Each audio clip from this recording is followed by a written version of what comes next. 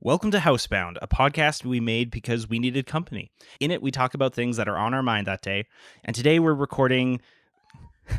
I didn't unmute you.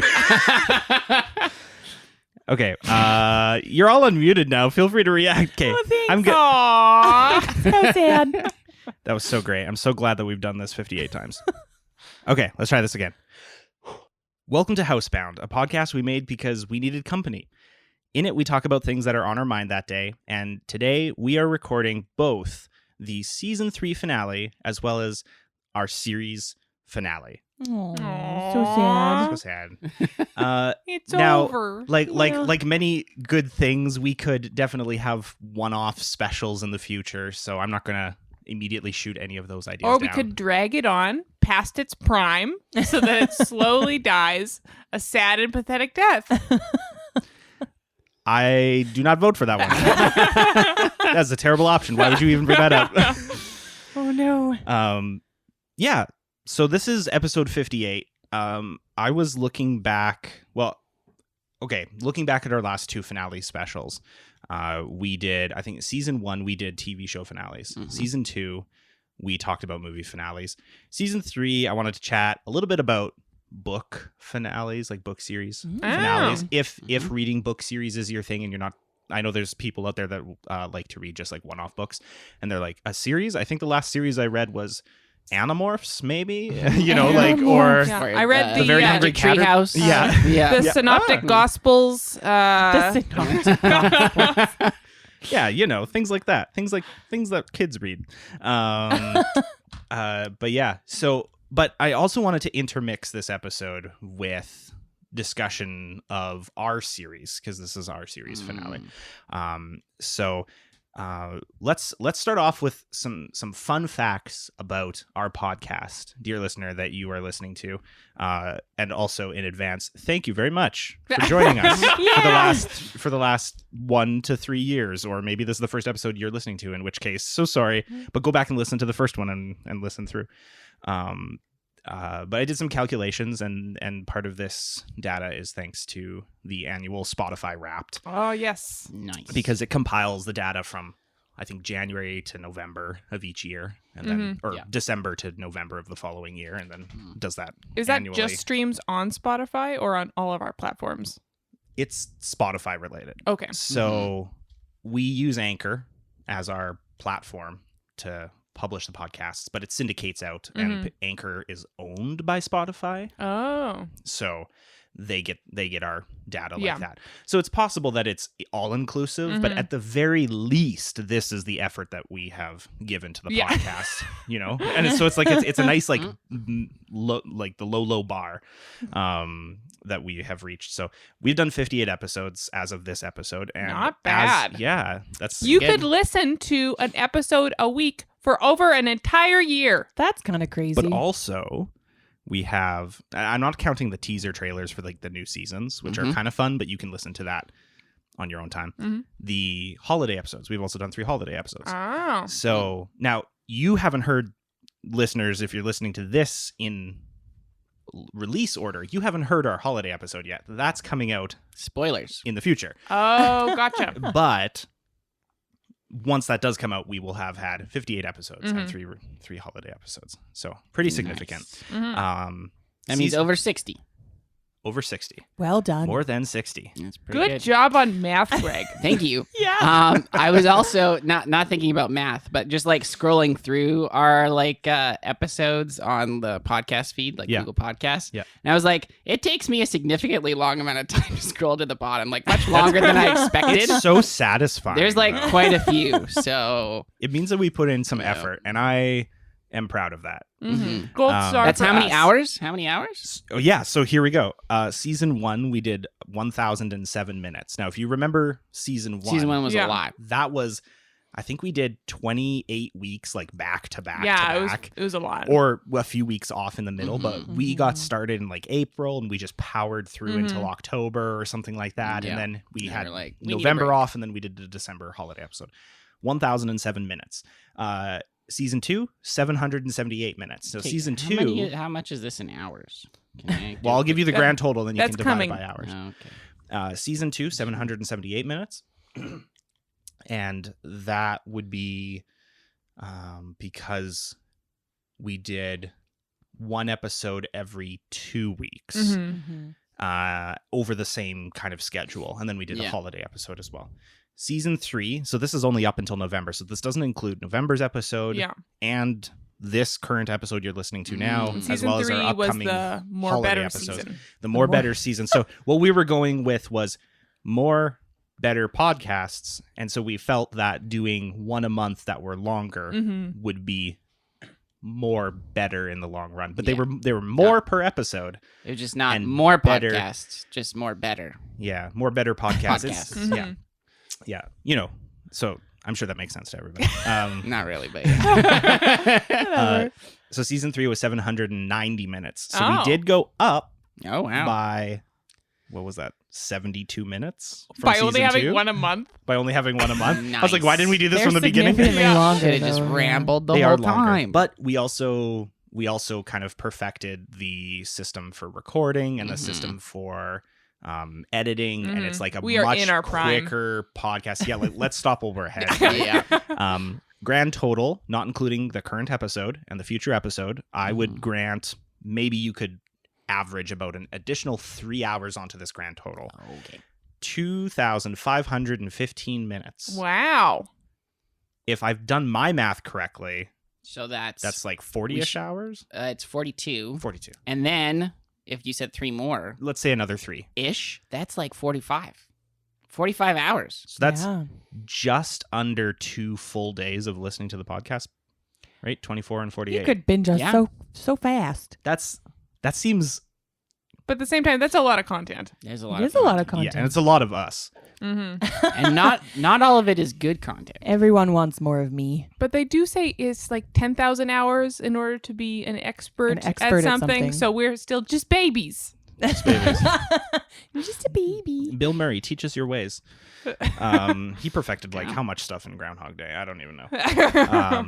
Now we started out, and this is where we're going to get a little bit retrospective. We started out. We weren't in the house that we are in now, Holly. Correct. And you guys, Greg and Ashlynn, were not in your house that you Nope. are in now. And that was beginning of 2020. I think February, March is when we met. April's when we released our first like 3 episodes, all kind of in a row. And we were doing it via Zoom, or And then we also used Skype Skype at one point. because we didn't want to pay for a Zoom subscription. Yeah. And we were also sick of Zoom because everyone was at the Yeah. time. Yeah. And then we were using our phones as our monitors for each other, and we were using headphones so that we wouldn't bleed audio into each other's microphones. And we had And to then be in separate rooms. We were in separate rooms, and we're using Yes. these little recorders that are on little tripods. Yeah. And It felt like we were in quarantine together. Yeah, it did. Yeah.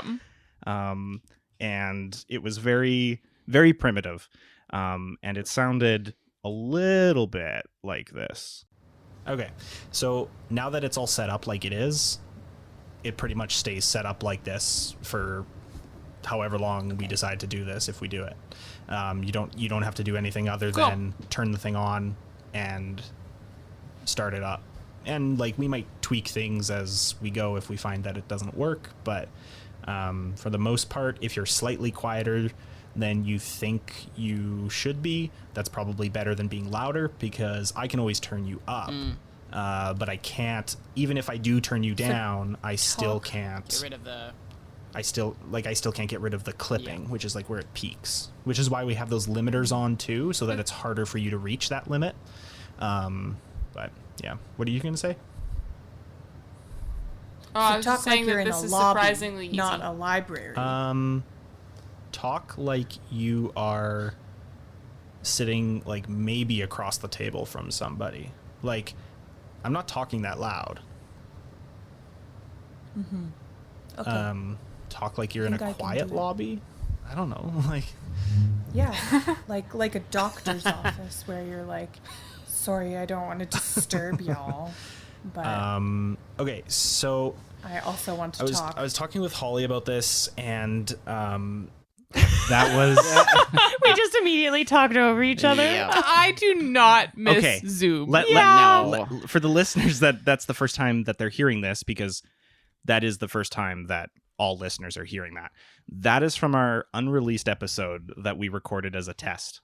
And so we had Zoom going, but we also had everybody was like out of sync with each other, and Yeah. so it sounded like you were talking over each other, Mm-hmm. just because of how the audio synced up over Zoom and the delays. Yeah. And so part of that talking over each other was there's big long pauses, there's Yeah. terrible background noise. Yeah. And so You try to like say something into the conversation, but then it's like in the middle of somebody else's sentence because Zoom takes a while to like Yeah, there's get a there. lag. So you're like, Yeah. yeah. I feel like eventually we got better at like sensing that slightly, you know, like it. Oh, the whole world did. Yeah. But it was like it's definitely like a rhythm of like being willing to wait a little maybe longer than you would normally, or you Yeah. know, or But then you jumping you would in get right away, some or- of the like yeah. long yeah. awkward pauses where like I said something funny and nobody laughed yet. Yeah. Yeah. I think it was also just sensing when somebody's about to speak and then being able to like hold back or whatever, you know, like Yeah. that kind of thing even. Mhm. So I would take those 4 files, I would throw them onto my computer, and I would try my darndest to synchronize things up by like shifting the audio around so that it Mhm. made sense. Yeah. And so the next stage of what you would then be eventually able to hear would sound like this. Yeah. What are you going to say? Oh, I So was talk just saying like you're that in this a is lobby, surprisingly easy. not a library. Talk like you are sitting like maybe across the table from somebody. So this is more like there's some audio effects happening so that it takes out a lot of the background noise from like Mhm. furnaces and things like that. Like, I'm not talking that loud. Okay. Talk like you're in Think a I can quiet do- lobby. So that's that. And then the final stage of what you would eventually hear sounded more where everything was lined up, and sometimes I would bump you guys around so that you were talking in different orders than you actually talked, so that it actually like sometimes it was like 30 seconds off, or if people Oh, golly. overlapped, Wow. if people overlapped or like Oh, man. interrupted each other, it was like that doesn't sound Chaotic good. mess. Mhm. Shift everything around, and then you would get something like this. But yeah, what are you gonna say? Oh, I was just saying that this is surprisingly easy. So talk like you're in a lobby, not a library. Talk like you are sitting like maybe across the table from somebody. It's where you're like, sorry, I don't want to disturb y'all, but I also want to talk. So you don't hear me interrupting at the end saying Holly and I were talking ... Yeah. Mm. So that was a lot to work right at the very Yeah. beginning, but that's No how kidding. that's the beginning. That's our beginning. That's Yeah. 3 years ago, Humble guys. beginning. It's crazy. You have to make us sound normal. Yeah. My goodness. Yeah. So we recorded in person as well. We did some in-person Mhm. ones like we're doing now. We did our Mhm. whole 3rd season in person. And then we did a few. We were thinking about live streaming some, but that became a little bit too challenging. So instead we just video recorded them Mhm. and then posted them later for people to watch. Yeah. So we've done a few different styles of recording, a few different ways of releasing the episodes. We've recorded in 6 different locations, not including the outdoors. Yeah. So we've So recorded 7. in our previous place, Mm. not your previous place, but your new place. We've Mhm. recorded at 2 different studios. Yep. We've recorded outdoors, Mhm. and maybe I miscounted. Maybe that was just the 5. I thought that there was a 6th place. Are you talking about different rooms within the house? Our house, I mean, we could count that, but our old house, Uh-huh. Yep. their new house. yeah, Uh-huh. Two and 2 studios. studios. Did we record at our old house? No. I don't think so. There Like- wasn't really like- a space for Oh, it. you know what? You guys technically We recorded at technically your old house. recorded Yeah. That was Yeah. the 6th. Yeah, that Yeah. was 6. Yeah, Okay. yeah. Okay. Yeah. I was like, Okay. I'm not crazy. I'm You're You're not crazy. I came into this episode prepared, I thought. Yeah. Nah. So yeah, that's been that's been the last 3 years of our lives. And interestingly enough, and I think we've briefly mentioned this in one of our previous episodes, maybe even the one we recorded at your place most recently, was it was nice to be able to get together and record. But then since we have become full swing back into everyday life from the last 2 to 3 years, which is quite a change from when we started the podcast. The times that we've seen each other have predominantly been around recording the episode, and that's not been terrible. But I'm definitely excited to just be able to like hang out and like play board games or something, and not have to like bank it around recording an episode. And like, I know Greg is also excited for that. There's been so many board games where like, oh, this would be such a good one to play with Chris and Holly. And then we never get to play with Chris and Holly. 2023 is our time. We get to be real friends again. So one thing that I did do, and we can do this for the remainder of the duration of the episode. I've gone through each of the episodes that we've released, and I've pulled out a snippet. Now, we were releasing snippets on social media that were like teasers in between episodes just to keep people interested. But I've pulled out snippets of varying lengths. No, all 2,500 minutes. Well, all 58 episodes. Like that's impressive. But I pulled out a snippet from each episode that wasn't released online. So possibly, if you haven't re-listened to all the episodes, I have one available from every episode.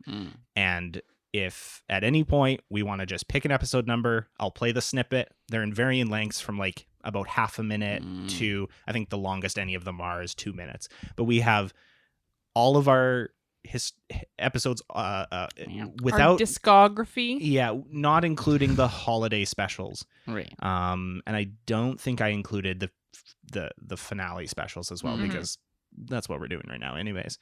But if you have a hankering for a specific episode at any point in this episode, just let me know, and I'll play the snippet from that, and then we can talk about what that, what memories that stirs up for us. But yeah, this has been a fun journey. And we're also going to couple it up with talking about book series finales, because we all like to watch movies, we all like to watch TV. We've talked about that at length, and the one thing that we haven't doubled up on talking about has been books, really. So we had 2 episodes on books. Was it a 2-parter? Yeah. Let's listen to those. Just to the book one? Listen to the snippets. Sure. Episodes 6 and 7. Great. Ooh, right at the beginning. Here we go. I have 2 series. Whoa. Was that allowed? That's cheating. No, it's not allowed. It's not allowed. Okay, I'll pick one, but they're by the same author, and that's why I think I should be able to have 2. Both series are by Brent Weeks, who definitively is now my favorite author.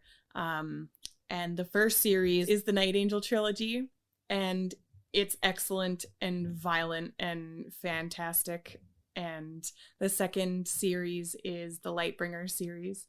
So the Lightbringer series is about a world in which the crux of magic is color, and it follows the story, the narrative of one specific character, as they usually do, but he's like the all-powerful, and he ends up being brought low, and then there's a ton of interesting theological imagery and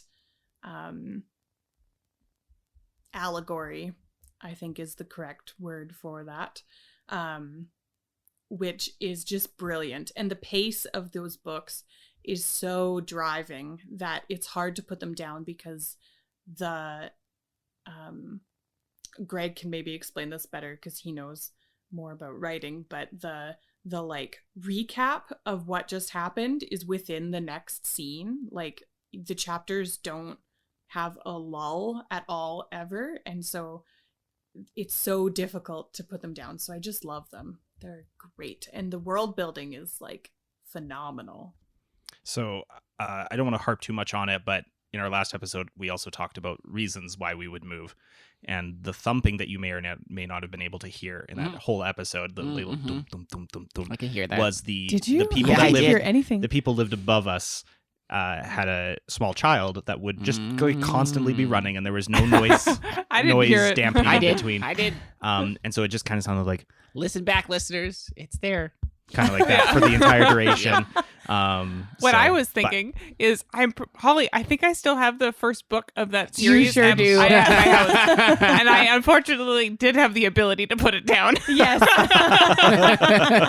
I remember where I am in the story. And I since then, I think I put on my wish list. I still do have it, and it's in mint condition, or the same condition that you gave it to me. Oh, that's not Nice. mint. Okay. Yeah. The Night Angel trilogy. I do have that all in one volume that I got for Christmas last year. I still haven't read it yet, but that's because Ah, Mistborn has classic taken my Greg. time.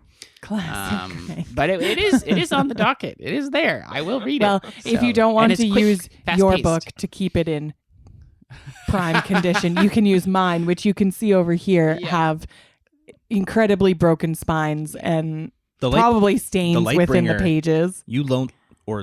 You lent or lost that first Lightbringer book, and so we repurchased it. So the one that Ashlynn I has gave it to somebody. is actually newer. So it is in Oh, relatively okay. mint I thought you meant condition. like you Yeah. thought you lost it because you gave it Yeah. to me. And I was like, no, I know where it is. I packed it You in the got the move. second one. No, it was Guys, satisfying for me because Can you return your new one? it was Yeah.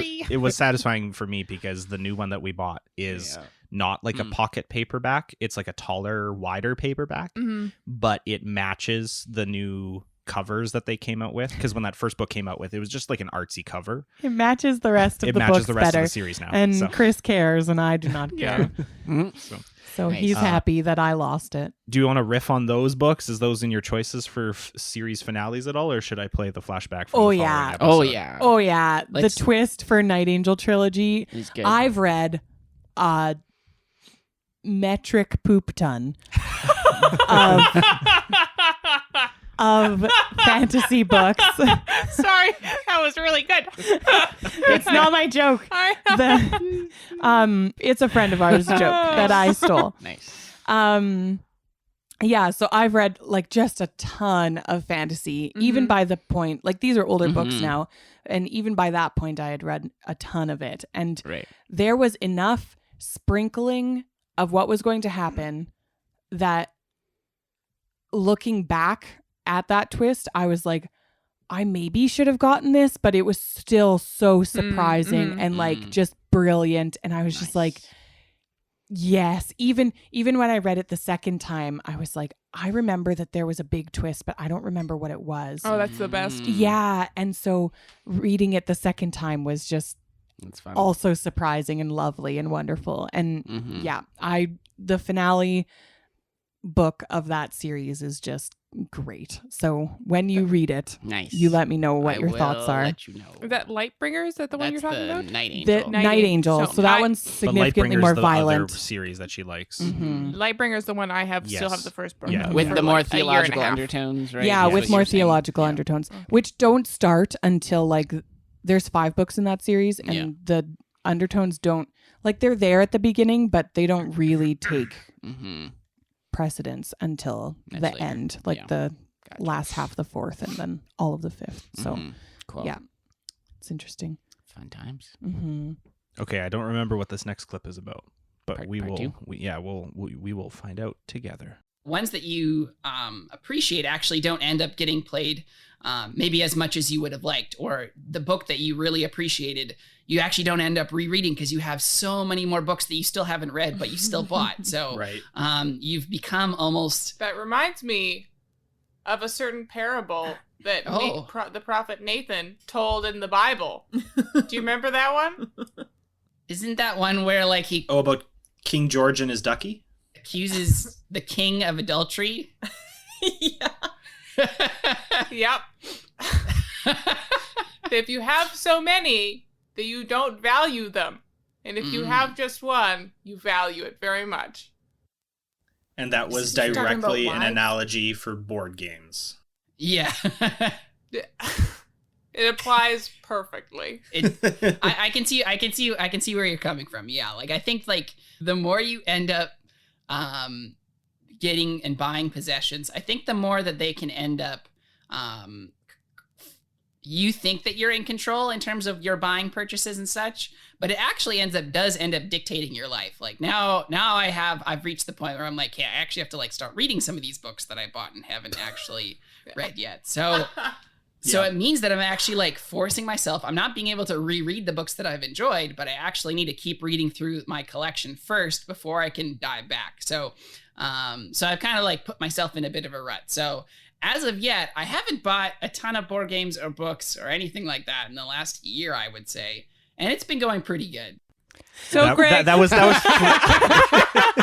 was 3 years ago. So just jump off his back for a second. Greg, are you ready for a second intervention? Yeah. Like, Okay, I will that say wasn't what this was supposed to I be. haven't actually bought that many books over those 3 years. I've done pretty good you on that. haven't read that many books. That is also true, but You've been in school. I've been in school. Yeah, I've been in books school. count? Yeah, thanks, Holly, for giving me that excuse. Yes.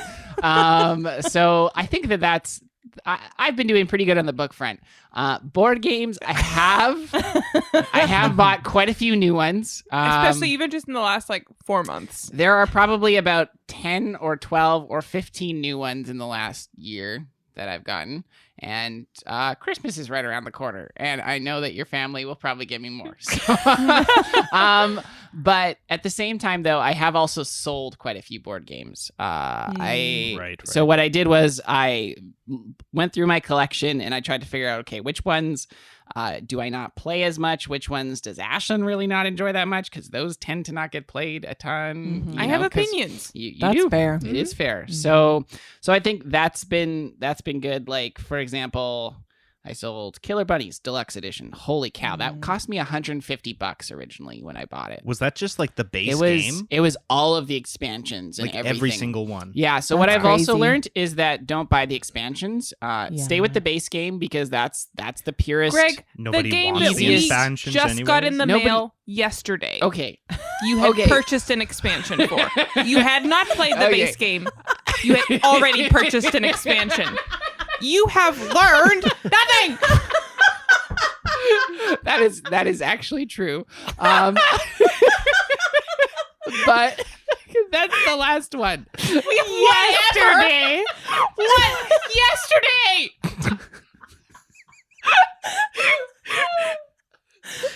Greg Reimer. I love you very much, but you have not changed. It sounds a little bit like what's the Nick Miller from New Girl, whatever that actor is. I can never remember his actual name, but there's that scene where he's confronting a guy about dating two women at once, and he's like, "I didn't break up with either of them." And he's like, "What do you mean? What do you mean? I didn't break up with either of them. Are you dating the one? Yeah. Are you dating the other? Yeah. How? I didn't break up with any of them. I don't understand. You process this however you have to." He's just like, "What? You can only have one wife." He's like, "Why do I have to choose?" "Because that's the way the world works. You can't go around having a bunch of wives." Greg, I've learned I don't buy expansions anymore. Okay. Greg, I hate 24 hours expansions. earlier. Ooh, an expansion. Greg, remember when you said you weren't going to buy expansions? What do you mean? You said you weren't going to buy expansions anymore. I don't understand. You process this however you want. I've definitely You can't go around buying expansions. That's not the way the world works. I backed myself into a bit of a corner. I admit. However, I have resisted buying a lot of expansions over the last 3 years. Just Greg is winning because expansions exist in the world that he has not purchased. Okay, but can I just, That is not an accomplishment. I'm trying to speak truth to our audience. I'm just trying to say, okay, I'll just finish my thing. You might call me a hypocrite. That's fine. But what I say is true. I can be a true hypocrite. So, okay. I wish the podcast had videos so you could see how uncomfortable and red Greg is. I feel like he's just laughing and not able to get his breath. Yeah, it's a struggle. Okay, so this is my thought. You don't need expansions because and here, this is what I'll do. In 5 months down the road, I'll find this point in the podcast. We can put it in the liner notes. note for Greg. This Oh, is no. where you need Okay. to. This is the time, and then I'll go to that time and I'll listen to myself over again, and I will hear the truth of these words, and I will resist. So okay, This is your Future Greg. This is your communion. That like every week you need to be reminded. yeah. Well, okay. So with the expansions, you don't need to purchase them. Correct.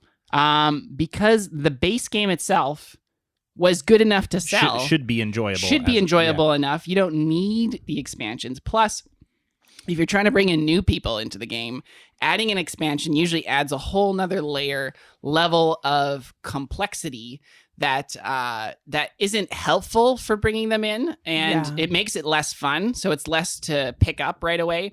And even for yourself, if you're coming back to the game after a few months, it's harder to like learn the rules and then plus the expansion. I have a caveat to that because sometimes the expansions are just new like groups of people or characters that you can play. Yes. And they're just as complicated as the original ones. Yeah. And so they just give you more options. And so I think that while you don't need them, it is more fun to have those extra options, even when you are bringing in new like people. Heroes of Land, Air, and Sea, where there's a bunch of different factions, and so and to that point, I do have this to say. Oh. What I have learned with this series is that if I ever want to play an expansion aspect to it, I have to introduce it the first time I play it with people, and pretend like it's a part of the base game. Because otherwise... Whoa, hold up. Have you done this to me before? He definitely has. Look at his face. Pause the show. What? Is this, are you speaking from experience? Have you taught me a game with an expansion being like, no, this is the base game? Kind of. What? He's probably not said, oh, this is the base game. He's probably just said, here's here's the game. This is the whole game. Literally, this is it. Greg Reimer. So, Do you feel deceived? Tell me the story. it's just been most recently. Like, I know with Tiny Epic Quest... It wasn't a long time ago. It was like the other day. No. Okay. Hey. So that is how you can introduce. Okay. I would not recommend doing that. Do not listen to Past Greg. Greg. Wait, so should 5 months from you now, Greg, listen to Past Greg? Yeah, or should listen to this current Past Greg. Current Past Greg. This current Past Greg is on his way to enlightenment. The last Past Greg was not. Was just a lie. Deceptive. You are just saying that you need to introduce the expansion if you own it as part of the... Okay. I know. I lied. That's not true. Bring us forward to literally yesterday when Greg got a new game with already an expansion. Did we play the expansion? No. We just didn't. the base game. Just the base game. Because you witnessed the expansion being introduced into the house. You Yeah, couldn't he couldn't. I could have maybe just snuck kidding. it in. I did not, though. I did not. I snuck no components. Not even part of it. Oh, dear. Not even a whisper of an expansion. You moved the wild pieces into it. That's not. That's. What are you talking about? That You adds no extra literally rules. Pieces from the expansion. So Okay. technically We're they in were the an base game. expansion, but with no... Greg! Okay. Technically some Not even a whisper, except for those 4 tiles. But some they did nothing. some new expansions like also include like pieces that are better that you can swap out from the base game because they're like, oh, Yeah. this is a game Okay. piece that is larger. For example, and Chris, more if you stable or had something. gold in your game that was Yeah. a resource, Yeah. and you got more gold from the expansion, yeah, this is the equivalency of that. I would It's I would just- add those in. Yeah. I'm just saying, it's not less than a whisper. Okay. It is 4 tangible pieces. It's four small little whispers. very loud yells. I don't know. Oh dear. Yeah. Anyways, okay. Anyways, so what we've learned from Back this onto the podcast, topic of books. Greg's a little hypocritical. Take his words with a grain of salt. Do what you want with your games. Yeah, that also and we're do that we're too. stopping this show because we're having a falling out after every episode. No, it just Greg has to have like an intervention every episode. Yep, it's very true. You've It's witnessed okay. that, Yeah. dear listeners, over the years, and hopefully you've seen growth. Greg, have you seen growth? I have, though, despite what you've said today. Oh, man. Okay. I love you, and I appreciate that you Thank are you. the man I married. I love you too. I am ashamed. Ashlynn, book Yes. series. Besides Lightbringer, which did not pan out. I am on page like 120. Oh, Okay. that's just Yeah. nothing. Exactly. Exactly. Yeah. Do you have any? Are you the kind of person that likes to read book series, or do you prefer one-offs? I know that we've talked about this in the Yeah, books. I think we you have. prefer like I prefer real life one-offs. books and When I am biographies picking and up stuff. a book, these are the criterias I am looking for. Number 1. birds. Correct. I mean, you're not wrong. I have an episode but- clip for that. No, but I do. Segue. I look for books that are either I read either like thriller mystery, like Gone Girl-esque books, Mhm. or I read like a popular rom-com style book, and that is almost it. All right. For like Mhm. books I read. And if I open up the front page and there is something like the following novels in the series, not reading it. That is an immediate disqualifying factor. Second disqualifying factor, Man. if there is a map At the very at the beginning.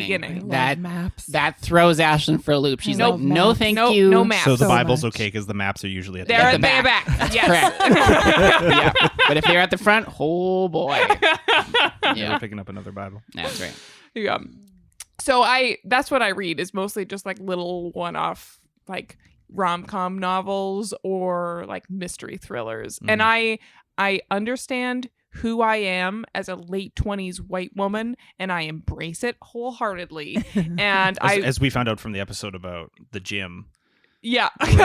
with the what was it? The bar that you like put your arms up to, and it was in that back Yeah. room Oh, of the gym. yeah. The With the music that you could it choose. had vibrated and then shone this like Yeah. super bright light on your body. Yeah. Yeah. Yeah. And like a the- light shone around her. Yeah. Bizarre. Yeah. And like Yeah. you picked a certain music setting or It was something like that. Super Yeah. weird. Anyway, sorry, off I topic. still have those. But yeah, no, I read a lot of those like stupid like girl in the train, girl in the window, woman in cabin 10, woman in the whatever. Like all of those books, which almost always follow a very similar plot line of like it's a mystery thriller novel with an unreliable main character that's trying to figure out what happened in their own life because they were drunk or they were on drugs or they were like whatever. Right. And they're trying to like backtrack in their own mind. They have amnesia, stuff like that. And I just freaking love them. I do have something to say about that as well. Any of these movies where a girl is on a train or a girl is across the street or a girl is seeing a murder or whatever those movies are all called, has a dragon tattoo. I imagine not a whole lot of humor in those movies, but maybe I'm wrong. Okay. Maybe it's just because I haven't watched them and there is comedy in them. I think they're fairly serious. They're fairly but they, serious. they fairly strike serious, me as no But there and are those movies points do in well. it And that so have really dark humor. Mm-hmm. So it's not about the levity; it's about the justice in the humor, which is really interesting. I was thinking about it before because there are different kinds of humor, There right? is. And Yeah. with girl with the dragon tattoo, like she's Filled with puns, obviously. yeah. of course. Anyways, Clear, definitely it's just there's threw me off. No, her whole point is like punishing men who hurt women. Right? And so a lot of the like humor is this like shock of what she's willing to do and why she's willing to do it. Right. And so you're laughing or maybe not laughing, Like out but of you're shock. like you're like struck by the humor in that, Yeah. even though it's completely not alleviating any kind of tension. Yeah, exactly those. yeah. Precisely. Yeah, and I feel like that gets us not back on track because we were on track. I took us off track by playing the clip, but it also bridges your discussion about the books that you like to something like the Night Angel trilogy. There's probably not a lot of humor in that book, No, although they're so dark and lovely. but but a lot of darkness, and so Yeah. it kind of bridges. It was interesting to hear that Yeah. conversation that bridges both of what you think. Yeah. I think one reason why all those like very similar narratives have become really popular, the girl in the train, girl in the window, all the things with the unreliable narrator, is because you can throw in 1,000,001 twists into there because they are trying to remember what happened in their own life. Yeah. And so you can be like, maybe I saw this, an maybe I saw unreliable this, narrative. maybe I saw this. Mhm. And so that's why those are fun, is because every 4 chapters you're like, previous theory out the window. Yeah. Yeah. New theory, Oh, concrete. it was a blue yeah. bag. I remember. Yeah, exactly. Stuff like that, where they're just trying to piece things together. So you can have all those like twists and turns while not actually having any twists and turns in what actually happened. That's fair. I wonder if that's like not easy to write, but like flexible Yeah. to write as an author, Mm-hmm. just because you can be like, oh, well, we have this ongoing thing where the narrator is unreliable, and I can just be like, nah, they were drunk that night or whatever. Like, easy to explain away changes that you want to make Mm-hmm. if you go back in and Yeah. make changes later. Like I just read a book, One by One by Ruth Ware, which follows the exact same plot point, and they're trying to remember who was on the like ski lift at different times. Oh, And yeah. like what jacket everybody was my wearing, and so they goodness. keep switching like who thought who was on the ski lift with what jacket or Right. whatever to try to like figure out what happened on the way down the mountain. Interesting. And they can flip it a million times without actually having to like put together a really complicated plot with twists and turns. They can just be like, and Meredith said like, no, Zach was totally at the front. Yeah. Yeah. It doesn't have to be a reason or Yeah. evidence for it. And the reader is totally okay with that. Yeah. Like it's You just roll with it. expected. Yeah.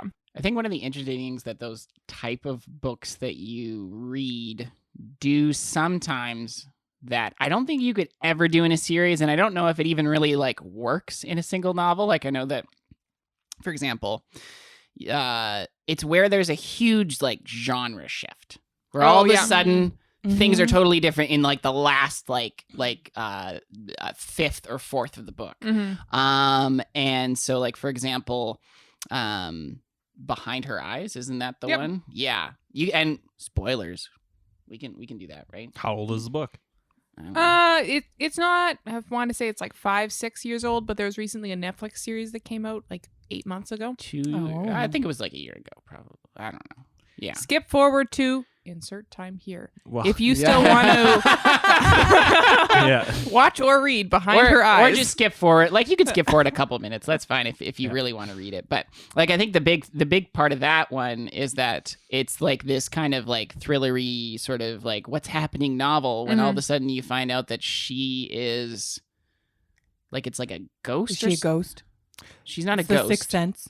No, so it's this person, and like she's acting erratically and has these weird memories and makes strange decisions, and then you find that she was inhabited by the spirit of another person who was inhabited by the spirit of another person. Yeah. But there's nothing paranormal About until the the whole very thing. Until the end very when end. they Oh, were like, interesting. no, it's the spirit of a different person inside Yeah. her. Look at this amazing twist, and you're like, that's not what you were building up towards. You were Yeah. building up a logic argument, Yeah. and then you were like, Beffa, I'll just throw in ghosts. We'll just throw in possession.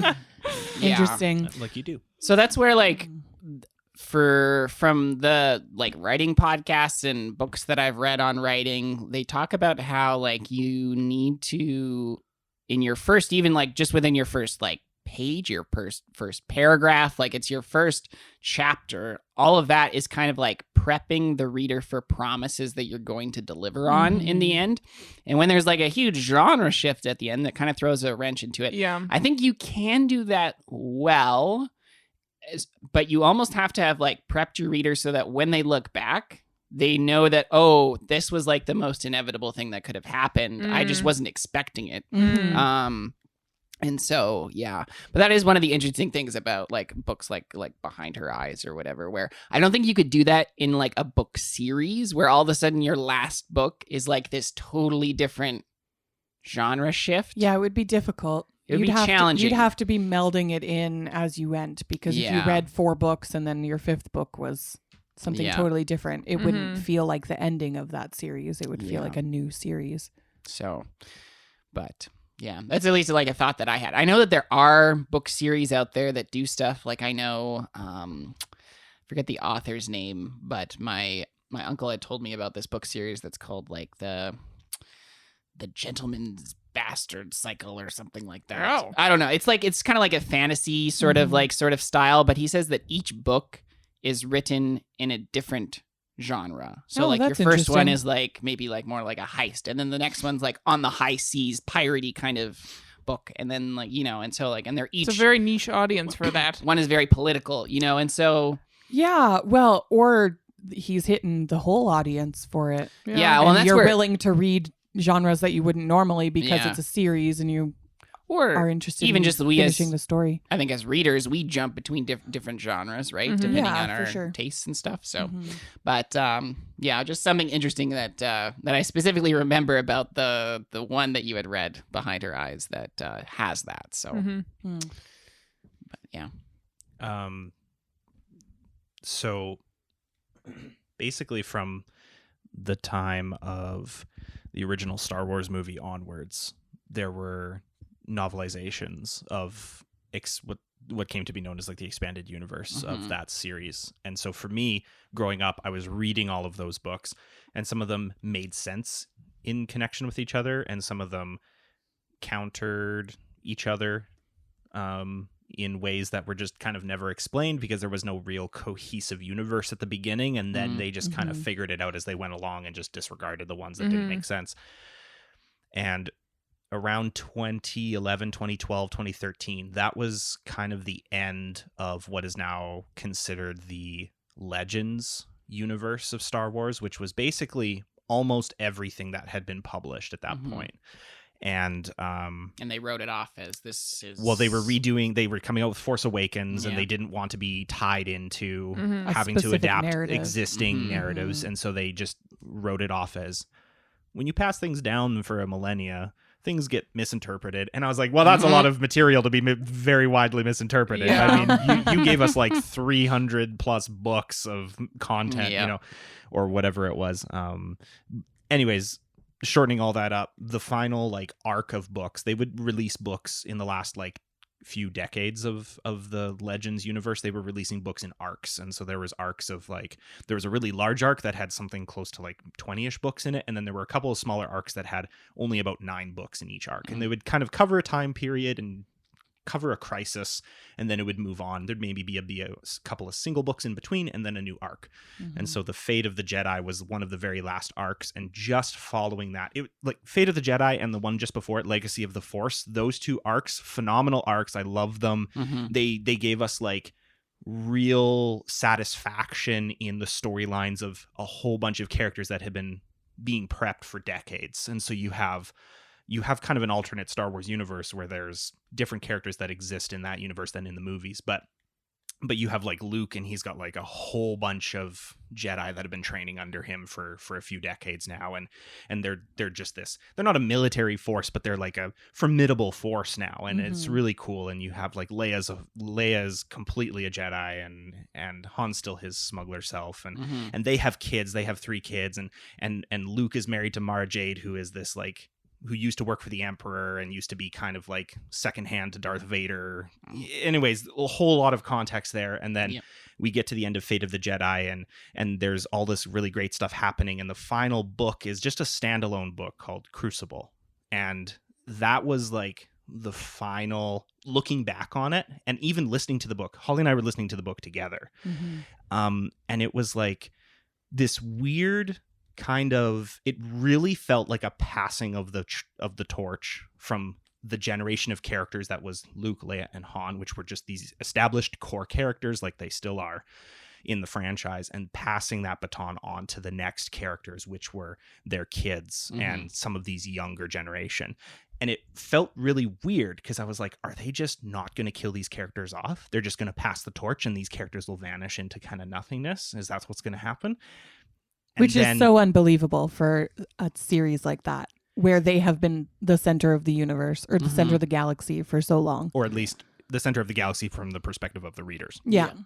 And but you have all of these new characters that have established timelines in their own right, and so you're invested in them, and it was done really well. And it took like the latter part of this Legends universe took like a good 20-25 years of writing to like lead up to it, and I feel like it was accomplished very, very well. And so to me, one of my that's one of my top book like series finales. I know it's technically a series because it got canceled, if you want to consider it that way. But like those final Fate of the Jedi and then Crucible, that single book that kind of capped it all off at the end, like very well written. The writers that they had co-writing like every third book, or not co-writing, but co-writing the series. So every third book was by the same author, and as they went through, they kind of wrapped up their character arcs of different characters, and it was super cool to read that, and very, very satisfying if you're somebody that like is like enjoys Star Wars, but you know, maybe you don't want to get into reading the new stuff because it's too new or something, and it's like it's kind of going all over the place right now. Right now they're doing stuff that takes place like hundreds of years earlier than the content that you know on the screen. If you just want to kind of like have like an alternate universe and you just want to read a couple of arcs, like read that Legacy of the Force, read the Fate of the Jedi, and then read Crucible, and you just kind of get this like really cool alternate picture of these like they made the characters like super badass, like in a way that you probably couldn't do on screen. Yeah. However, I do see a lot of parallels between the way that in these book series, the Empire and the Republic kind of merged together near the end, which was very interesting. And it became an Imperial Republic or Galactic Empire or Galactic Republic or something to that effect. And so you had also some Jedi that were like the Galactic Police Force, so they were like neutral. They kind of didn't have personalities, but they had lightsabers, and they were. It was just this like bonkers like alternate universe. Basically, and it's like very satisfying to see it from a different light. I completely appreciate what exists now, and I love I love most of what exists now, but that old stuff is still like nostalgic and cemented in my mind, and like I don't go very long without thinking about like what if they had just continued like, or made movies based on that. Yeah, it's a really interesting example actually, because when we're talking about like book finales, you think, oh, standalone books or series, but that is actually a universe of books and series that all work together, that aren't all the same author, that aren't all the same specific trilogy or not all the same series. Lead characters even. There's side characters that the series will like explore. Brandon Sanderson has his Cosmere, and that's kind of similar. And so like same as Stephen King and his Dark Tower, which connects also to his other books. So like that's a whole different like it's a literal category expanded universe of it's like an entire like, entity of storytelling. How do you end a universe of books? Yeah. I don't know that Yeah. we've seen that done other than with Star Wars, kind of, because they decided, these are just legends now. Yeah, I don't think anybody who's done nothing that retconned that style aggressively. I don't think, anyways. Has yet come to that. Like it might, I mean, I don't know if like this would just be with the movies, but like it's like what Marvel is doing, right, with their whole like expanded universe. And so I don't know if they'd ever like actually like end. Yeah, how does it end? Do you just stop decide making to movies. Honestly, I felt that it like Endgame was pretty good. That would be a great end. That would have been a great ending. Where it's just But like, from hey, a financial standpoint, that you're didn't like, work. well, let's keep We going. gotta keep going. Yeah. Like, Sometimes you can't just like wrap it all up. Like I'm thinking of like long book series, even just like Nancy Drew. There's like 100 of them. Sure. Nancy Drew is not going to have an existential crisis in the last book and then wrap up every single crime she's ever solved. It'd be a great No, Netflix But she's she just might gonna grow up stop. and move on. use some of the experience that she's learned over her 90 plus mysteries and, something like that. I think Netflix could do a gritty Nancy Drew series A gritty one. with Hardy Boys as well, and Well, didn't like they and then already? merge them together. Well, they Didn't did. they Are you already? Emma Talking about, Watson? Or not Emma Watson. Riverdale. Yeah, exactly. That's exactly what I was thinking about. Riverdale. Riverdale, the Archie. Oh my goodness. No. Side note, if you ever like watched the first like season maybe-ish or part of the first season of Riverdale and then shut it off and then jumped forward to like the current season, Yeah. you have doppelgangers from other dimensions. Wow. One of them's a witch. It is- One, it is like- I don't even know what's happening in that Yeah. show. Like I didn't even crazy care that now. much at the Yeah. beginning. It started but, like, out as a murder mystery. and now Yeah, it's it's just and now it's like existential. I don't know what's going on. Intergalactic. Yeah, that's what you don't want to you know, do. Yeah. it's like the ending of Nancy your book Drew. where it's just like Yeah. poltergeist. Yeah. Yeah. Poltergeist. Yeah, that's a genre shift. Poltergeist. Poltergeist? Poultrygeist? Like a chicken? Poultry? Like a No, chicken ghost? Chicken ghost. Ah! You gotta write like the kids, because isn't there like a kids book like Bunny-Killa or whatever, right? Bunny-Killa Like, yeah, was which we so talked about. good. That was a the- great series. The Yeah. follow-up, the sequel to that, What? the celery So then- stalks at midnight. So you can do Poultry Ghost as like as another kid series, like a spin-off series. Yeah. Yeah, right? that'd be fun. Bunnicula is a children's book series. Okay. I would say like junior And I feel- novelization Yeah. book series. Yeah. It is about a family that they adopt this A bunny. rabbit that they Yeah. find. And I think that if I'm not mistaken, the series is told from the perspective of the dog or something Yeah, like I that. don't Or like remember. the I can't quite household, one of remember. the household pets. I also feel we did end up talking about this at some point in one of our podcast episodes. Oh, really? I am pretty sure. Yeah, Possibly. yeah. So maybe our books one. You can go back Yeah. and check the books one. But Yeah. it was the bunny. There's this like suspicion that the bunny is Mhm. actually a vampire, but it doesn't feed like a vampiric bunny is what I mean. Not Okay. like he turns into a vampire. So he like sucks the So he- juices out of the vegetables. but only vegetables. Yeah. yeah. And so it's just this weird like little Yeah. quirky kids book. But and it's then the somebody who sequel is looked at a called bunny The and Celery saw their Stalks red at Midnight. eyes and was like, Yeah. that is a vampire. Yeah, There's so the a bunny- And then they vampire wrote a bunny. kids book. Bunnicula. Yeah, it's Yeah. the weirdest thing It's that pretty cute. There's like 2 or 3 books. Yeah. Mhm. Flat Stanley, great book series about a kid whose bulletin board falls on him one night and he just gets squashed Mhm. like 2D flat. Mhm. Yeah. And so then his parents are What? trying to figure out what to do. They But guys don't know Flat Stanley. I don't Flat know what Stanley. that is. I They, even like- know Flat Stanley. Yeah. they like mount him to Good like for a little you. sailboat. I lived use him under as the- African rock. An African I was rock. flat as well.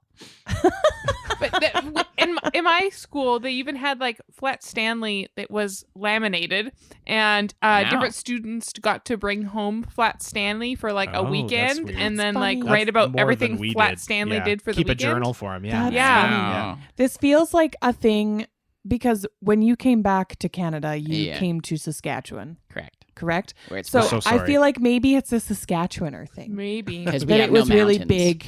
Because we were flat. Because Yeah. flat. I don't know. That's not what I was thinking, but Oh, like okay. sometimes things like really catch on in one area. Mhm. Yeah. And so yeah, Like I- tunnels of Okay. time. I don't know what I that is forgot either. about Yeah. that series. Yeah. Yeah. no idea. It's a series written about the tunnels in Moose Jaw. Oh But good lord. Very I- popular in all Saskatchewan schools. And all of It them was They were pretty good. all It there's was 4 really books. good. There's 4 books, right? Something like that. And they're all Tunnels of Time, Tunnels of Tyranny, Tunnels of Terror. Treachery, Okay. and Tunnels of Terror. I think Tunnels of Terror is the second one. I think there's only the 4, but it's about this girl that falls asleep, and when she falls asleep, she like goes back in time to like one of her ancestors that was around the like when the just one generation earlier. tunnels were being used Yeah, for so she, bootlegging. yeah, exactly. And so she meets Mhm. her like grandmother, and then comes back to the real world at the end of each book, and like Oh, interesting. has this little like interesting connection with They her were good. grandmother. It's like an interesting way to like Yeah. be a little bit make history accessible to like Yeah. kids that Mhm. like would normally not be. I was Because you're right. interested. You're right. Like who's Yeah. interested in the tunnels? Like I guess Yeah. you go and see them once and it's cool, but you have Mhm. you have like people that are doing that as their summer job. That's like, hey, how's it going? The big boss is gonna come in the other door, and then you have somebody on the other side of the door going bang, bang, bang, and it's like, oh no, we got to go down this tunnel. Here, follow me. And you're just, and as an adult, you're just kind of like, oh, okay, yeah, you know. But like as a kid, you're just like, there's a secret. The fireplace opened. Yeah. So That's yes, children, alcohol is exciting. Yeah. Okay. Bootlegging. I just realized as I'm thinking back about, because we were talking about kids' books, Mhm. I've realized that there are so many kids' book series Mhm. that I actually never finished What? at all. Like So, what kind of? I'm gonna series? tell you. Are you talking So, about like, all the Eric Carle Artemis books? Fowl. Artemis Fowl. I also never didn't finished. finish. That's I because they never came out with finished- 2 more years later. yeah. I never finished Aragorn, like the dragon series. Really? Never finished it. Oh, How far did you get? Series Unfortunate Events. Never finished it. Boo. I didn't know that. What else did I? Not to the series. The series was there decent. was a Anthony Horowitz wrote like it became like a short TV series at one point, but it's about like a kid spy. I forget what the Oh, Alex Rider? yeah, Alex Rider. Yes. Never finished it. Started that series. Okay, yep. So there are. I feel as a kid, my experience of books has been unfulfilled series. Interesting. Like the whole way. I don't Interesting. think I ever finished a series. How Like does that- hardly. how does because that I This is think why we fell in love. we We had more in common than we realized. did. You're both quitters. But it's more, I think, like as I grew older, I just like grew out of like reading those books or something. You know, I just like maybe I lost interest or just didn't want to pick it up. So, but well, or you were waiting for the next one and you forgot they existed. Exactly, I and did that That's also- what I did with Artemis Yeah. Fowl. yeah. Yeah. I So- went through them real fast and then there wasn't any more. I didn't Hunger wait Games. for- I only read the first book. You Well, own the whole series. Hunger Games is written as a standalone. The Mhm. first book is, and then the two But it was other writ- books. It was written very well as a standalone. Yeah. And enabled it to have, I dare say, Redwall? she thought about writing more books as she wrote the I'm- first. Because I'm not sure. who picks the second to next, like a centennial, like the second book is about like the quarter quell. Like Yeah. who picks such an, you could have picked the 73rd Hunger Games and then you would have had to write 2 more books in order to get to like a Mm. significant Or you could have just had a milestone. time jump. But regardless, Well, like but that would have seemed very convenient, whereas this I don't feels know. very specific. regardless, Anyways, yeah. the end of Hunger Games is an interesting and The It's end of different this- from the movies. the end of right? the it's trilogy. different from the movies. Yeah. The end of the trilogy is definitely Okay. one of those finales that You people either love or hate. you either love it or Yeah. hate it. Yeah. I feel like isn't that how it is with most? No, a lot Endings, of them you either are love like it or hate it? everyone's like, yes, that was so good, Oh, I see. or Mhm. fairly neutral about it, Yeah. Mm. Okay. or everybody hated it. Like the books, The Death Cure was the Oh, the last Maze book. Runner. Maze Runner. Mm. First book was great. When you get to the end of the series, you're like, this was a waste Yeah, of my life. totally. Yeah. Well, I guess I better read the prequels. yeah. yeah. They made yeah. prequels Yeah. to those? Yeah, they there's. did. I Oh. think there's 2, maybe 3. It's 'cause I think it's a sold well. prequel trilogy. Yeah. Yeah. Redwall, you were talking about. I think that the Yeah. series itself doesn't really end. There is a chronology to it, Right. and it's very convoluted because Yeah. Redwall is the first book, but it's not the first book not the first- timeline wise. Mm. You get to some more Hate historical that. books later on, and I have maybe half of them on my shelf that I bought used because I wanted some of them because I remember being so in love with those books, Right. and they look so cool because Yeah. they've got this like they're this like stylistic like chapel like Oh my stained glass goodness. windowy type things, but it's Yeah. all animals. It's all like They do look It's cool. all like wildlife. But I think that the series just ended because he died. Like I think he just didn't Mm. write anymore. Obviously, after he died. Yeah. So the last Slacker? one, well, the last one Come on, or 2 if might have been written Poltergeist- by his. Poltergeist yeah, can be a thing. the Sometimes- last 1 or 2 might have been written by his son or released by his Oh, son yeah, or something okay. like that. But I think that's just how Right. the book series Mm, ends. I don't know if there's interesting. that one's a little bit unique too in that it's kind of Maybe- like the expanded Star Wars universe where it just keeps going. Well, It's maybe not, there's we not just like a need more huge defined story, so- endings. You know, like bring Yeah. it short. Kids series are always so long. Like there's so many Animorph books. There's so many Yeah. Magic Treehouse books. You Well, know, they just there's keep no pumping reason them to out. end it. Oh yeah, and then they turned. Money. I remember But they Magic teach you that- Treehouse turned Money, into the baby. Merlin missions after like book 30 or 35 or What something. did? I Magic just Treehouse. realized something. I don't Magic know what Treehouse that is. turned into they were constantly being used by what's her face? What's the lady that kept coming to them to make Morgan Le Fay. Morgan or Le whatever. Fay kept Yeah. showing up in the treehouse and being Oh. like, go on these quests. And then they They started trusted having her. these She's bad. yeah. And so that was a whole thing partway through the book was them realizing that she was maybe not the greatest that they thought. And then Oh. the books that I didn't read from a point onwards became these Merlin missions, which was like an arc that, and I don't know if it continues to now or if the book series is done Right. or whatever, but yeah. Anyways, I You just were had a gonna say. thought. Yeah. We haven't taught our kids how to write endings because we don't end our book series. Like, or We don't TV have any shows, or children. what do you Yeah, mean? I know Which we don't. kids? I know. I'm As just a gen- talking as a about we as generation? in North America. You're gonna need to expand. Okay. Um, because no, of you the are if fact, you're going to have kids. See? Hilarious. Okay. So because of the fact that Well, thanks for joining us. we don't have book series for kids that actually have endings. We've taught kids how to start a story, right? And we've taught them how to like in writing exercises, but we actually haven't taught them how do you end well. I mean, there are series that do Yeah. end. Okay. I There's would say Harry Potter. greater than Harry half Potter. of series have an ending. Yeah, like Mm. the bats, whatever that one was, Sunwing, Silverwing. Firewing, Silverwing. Yeah, they do Sunwing, Does that one extra end? ones. Yeah. Yeah, it Oh, ends. It's only okay. a trilogy. It's a as far as I trilogy, and remember. then oh, no, there's Darkwing. There's a prequel. Yeah, but that's just a Darkwing prequel. Duck? Like no, Oh, okay. it's the bats. Oh, okay. Like I'm just trying to think of other ones that I Well, read. that is one of the questions that I Artemis actually, Fowl does Mhm. end. It does definitively eventually. end, yeah. Okay. He actually goes on a mission with his. But like we keep writing Pendragon. these series that like keep Pendragon going also and are ends, yeah. multiple. It's not like a trilogy where you can Yeah. like read it through and have it end. Like Mhm. I am betting. I would put money on this that there are other kids out there who are like me who like grew up and now if they reflect back on their life, you listener, if you reflect back on your life, think of those book series that you read as a kid. Did you actually finish any of them?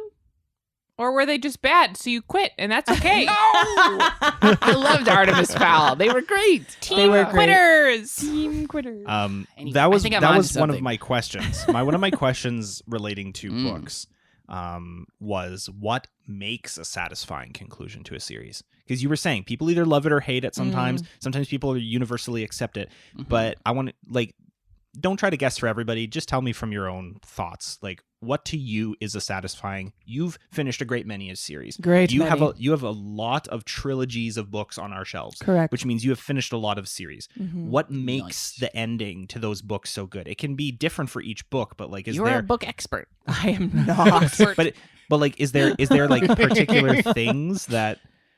I you? think a good ending wraps up. It doesn't have to wrap up every single little mystery that was introduced, especially in a trilogy, because there's a lot of things that are like oddities that the characters. It doesn't matter for the story if the characters figure it out, but if the plot somehow turns on that little mystery, even if it's a small one, it needs to be wrapped up.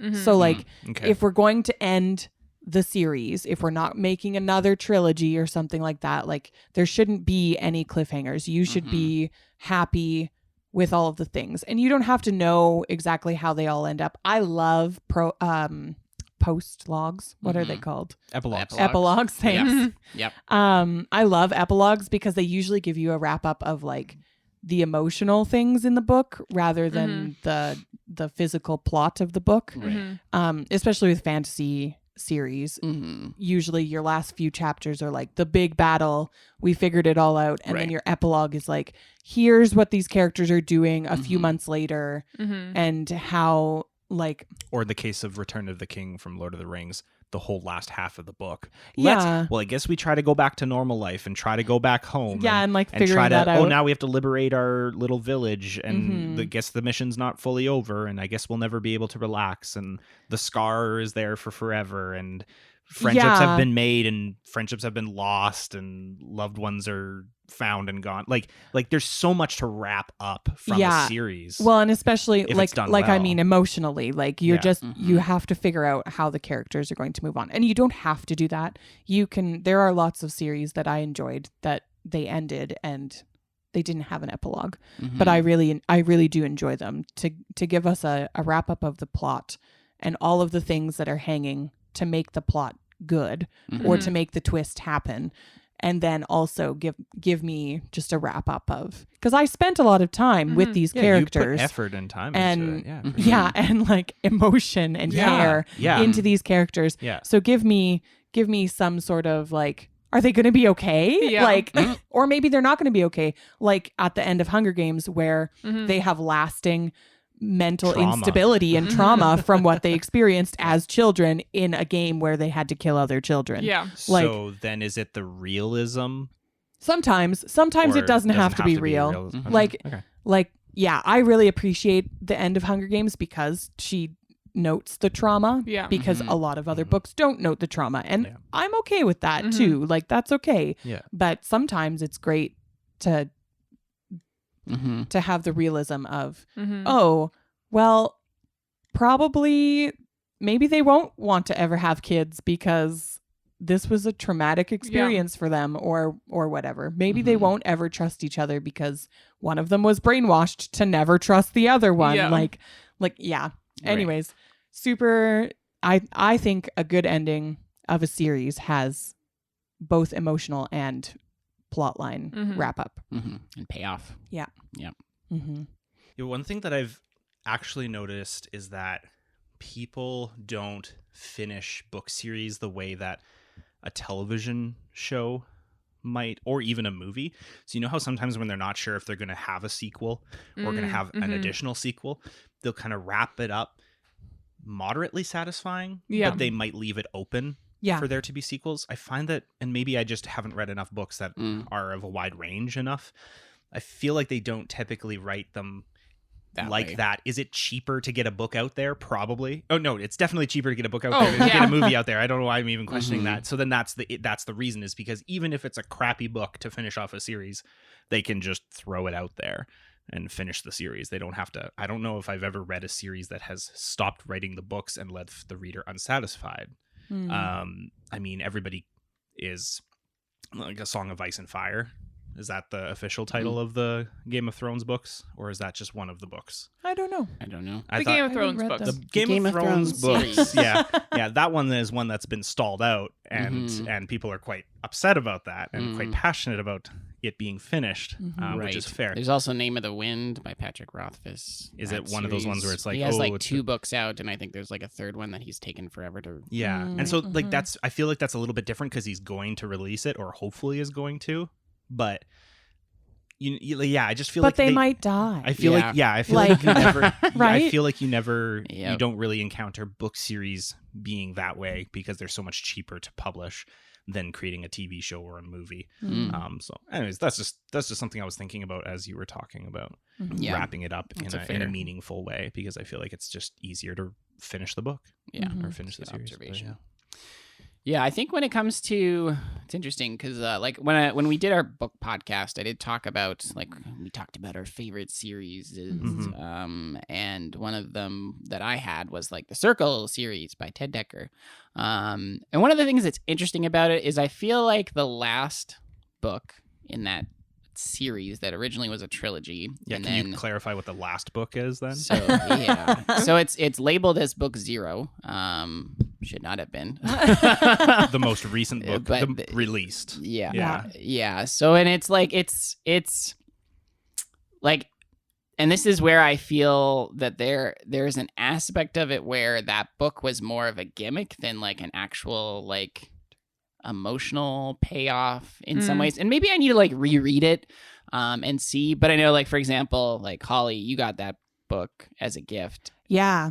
And that was the first one that, like, because it was marketed Yeah. as like, hey, you can read this as your entry into the series. Yeah. And so it was given to me and I started reading it and I was like, I don't understand anything. Yeah. I got like maybe 150-ish pages Yeah. in and I was like, I have to put this, like, I'm not Yeah. reading this. I don't know what's going on. Exactly. So And like, and it's You felt like there was existing world building that had happened. I just didn't have any like context. any context for what they were talking about. Like, it kind of felt like it was starting, but it just started for a long time. Right. There was a lot to catch you up on, essentially, which Yeah. it does do, Okay. but then, yeah. And so I just didn't really, and I haven't read the rest of them since Mhm. then because I had such a bad experience with Yeah. that one.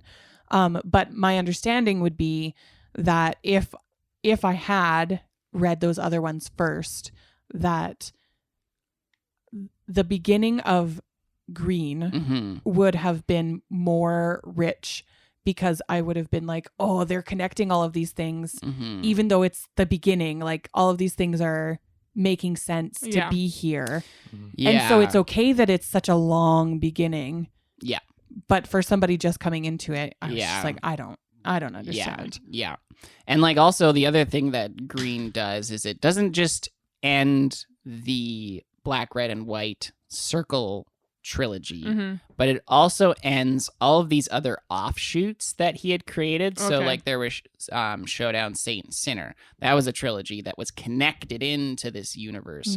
And then there was like There's a one-off bunch of, like, books like one-off Skin and House. 3 And well, three well, wasn't a part three of is it. a standalone, I guess, actually. And then there was another series, that were written for young adults called Chosen, Infidel, Renegade, Chaos. Yeah. Like it was like the Lost Book series. It's And like so a junior version of the same world as the same Circle, world, but different series. and this essentially Green brought together all of these characters and all of these different offshoots into one final kind of climactic conclusion. But they marketed it as the book one, and I was just like, you can't do that. It's like telling somebody watch Avengers Endgame first before all of these other books or all of these other movies, and it's like that I think doesn't the intent behind it though make sense. Was that it would be like a cyclical. Yeah. So what it does read. is you can. So it ended up being that it was written better as a final book than as a prequel book, and it was marketed as being both. Yeah, because and essentially it shouldn't have been. Black starts with Thomas Hunter, the main character, running through an alleyway, and he gets clipped by a bullet. Yeah. And then essentially when he falls asleep, he wakes up in this other world.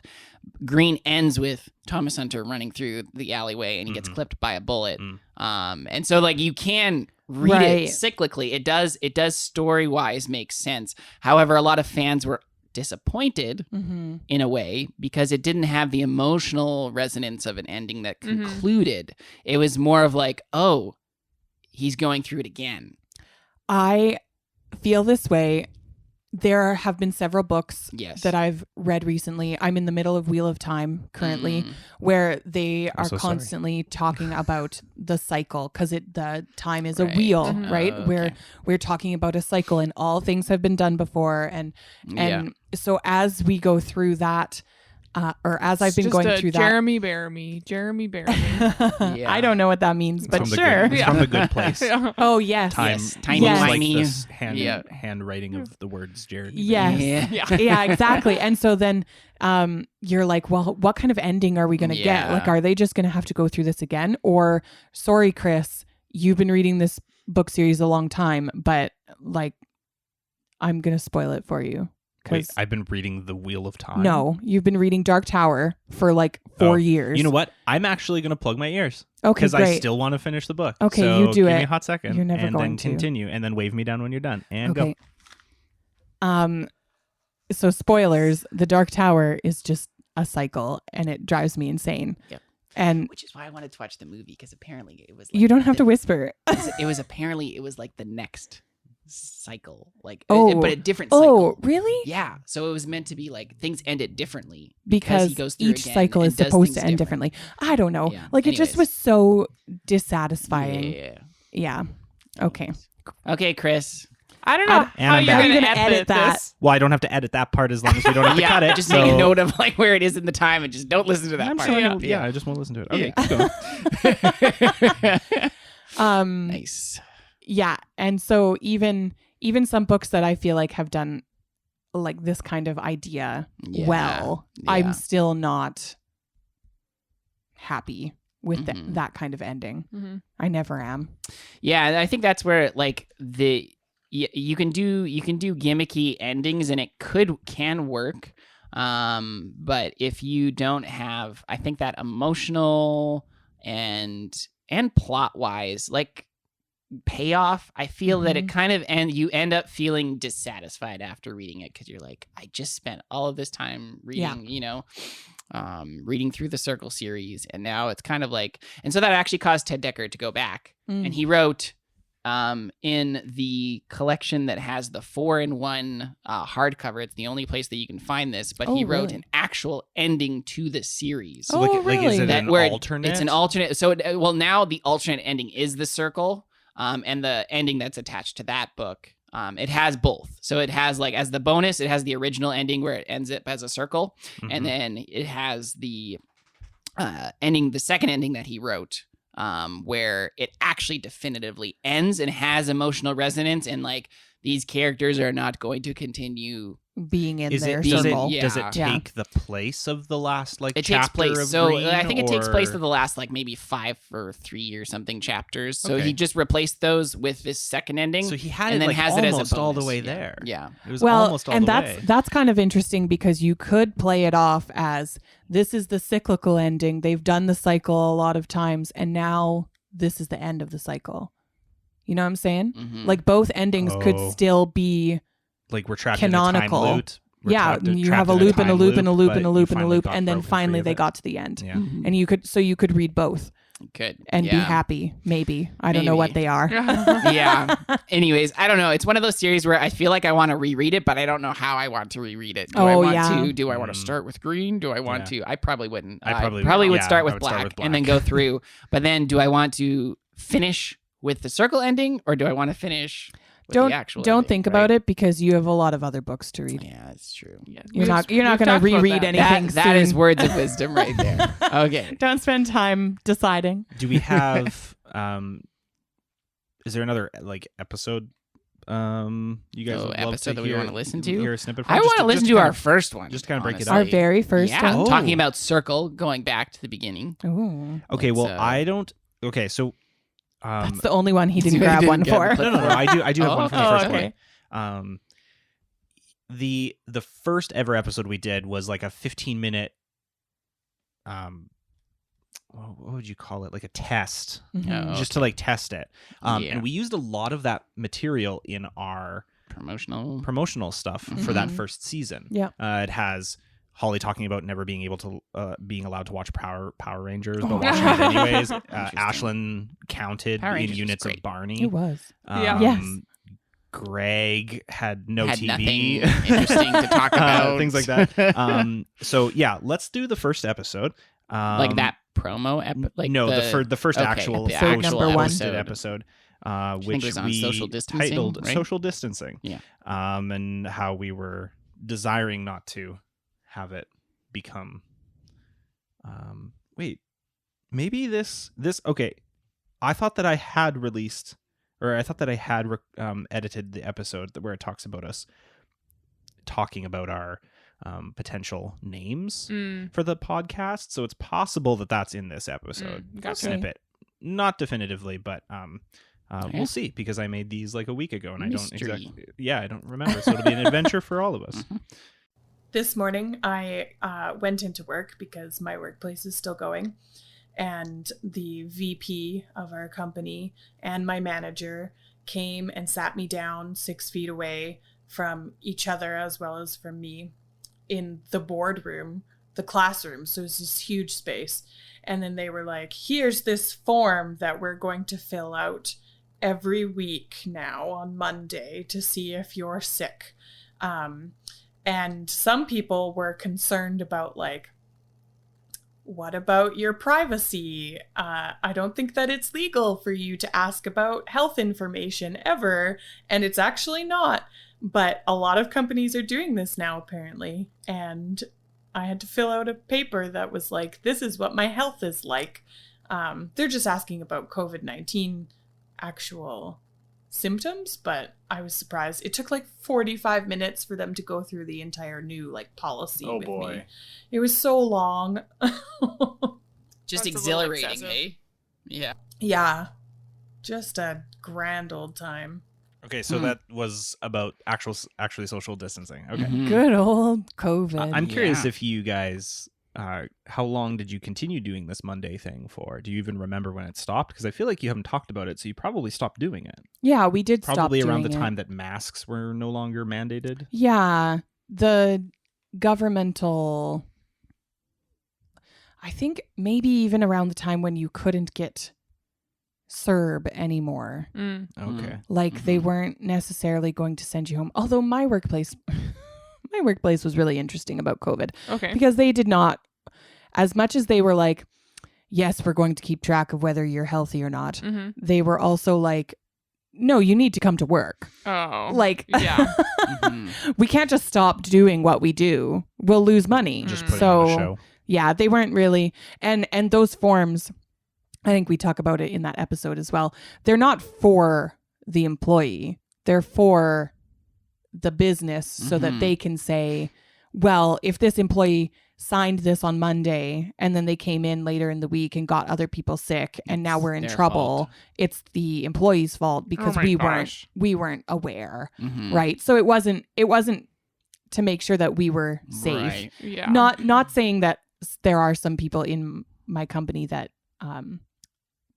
like they did want us to be safe. Like my manager absolutely wanted us to be safe. And whenever there was any kind of anything, he was like, no, just stay home. But the overall feel from my company was like, no, you have to come in. We have to get work done. Like you can't just stop. So we did eventually stop doing the papers, but I think that kind of coincided with when they would have to then start paying for people's sick time.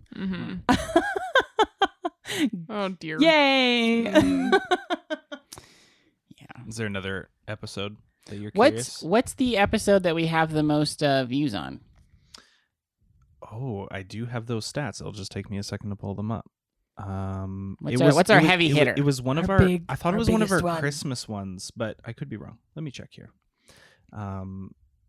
And as I'm looking for this, another interesting tidbit about our podcast is that, and I'm hoping that this will be serviced by having 2 more episodes come out, but hopefully by the end of We'll finally get sponsorship. 2022. I mean, we have that paid. unofficial sponsorship Okay. that's tagged, it's like a you work for it, you get it kind of sponsorship. But yeah, we don't have anybody actively pushing money into this podcast. But the listen count to our episodes, hopefully by the end of the Christmas episode of 2022, will have met or exceeded just barely 2,000 plays. Wow. So that because we're means that- just under it right 'cause now, we're at right? like 1925 right Yeah. now, and it's like I remember when we need hit a the little bit 500, and I remember when we hit the Yeah.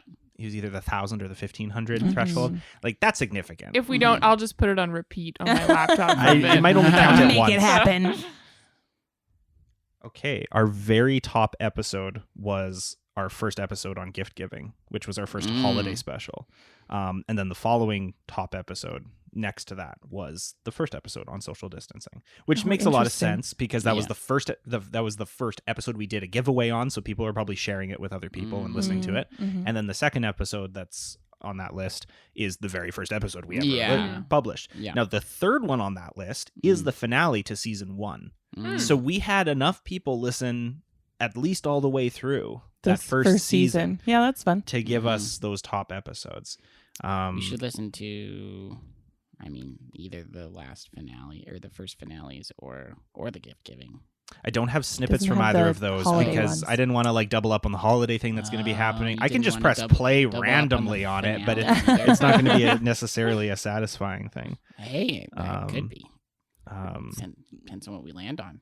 It's random. Yeah, Mm-hmm. it could be delightful. let's do Maybe. Or it could not make any sense. Yeah, it's true. Yeah, Seems more likely. that's why I had to piece them out ahead of time. Let's do the Outbound one. Oh yeah, So that was our first one where we Outbound. ever did it our outside. spin-off podcast series. Yeah, potential spin-off. Here is us. What could have been? Braving the great outdoors. In the outdoors. Wouldn't one of these houses be ideal property where your window looks in at this like always empty tiny park? Always empty time. I think if you're like a family with a bunch of kids, this is a It'd be nice so much fun. Yeah. area. Or even just a family that are like a couple that has like people over and just hang out in the park. Yeah. Do a barbecue and then Yeah, I grew up with my house across the street from a playground. So that was basically our backyard and it was the best. But because it was in front of our house, Mom could just see us through the front window. That's lovely, actually. 'Cause then she doesn't have to worry. Exactly. So we would all just sit in the living room and look out the window for when our friends arrived at the park or someone we wanted to go play with. So we knew all the neighborhood, like playground kids. Like how a dog sits and looks out the windows and waits. You know, I've never thought of that analogy before, but it works. It checks out. That was the one where I also ran to the slide, right? You did. And You slid did run up down. the slide, and then we Oh. got some ASMR of That the was pretty swing good. sets And the And the spinning spinny thing. The spinny thing. What the heck is that? merry-go-round. Merry-go-round. I guess it's a merry-go-round. Yeah, it's a like a merry-go-round. self-propelled one. I Yeah. love that like 4D audio experience of actually like Okay. hearing the grass crunching crunch leaves. underneath. So I feel like I fun- could close my eyes and Yeah. like imagine exactly where Yeah. we were. Did you pull some of that Feel the from crisp Let me hair just on your let me just skin. start the episode. I'm just going to start the episode, and because this episode starts with that.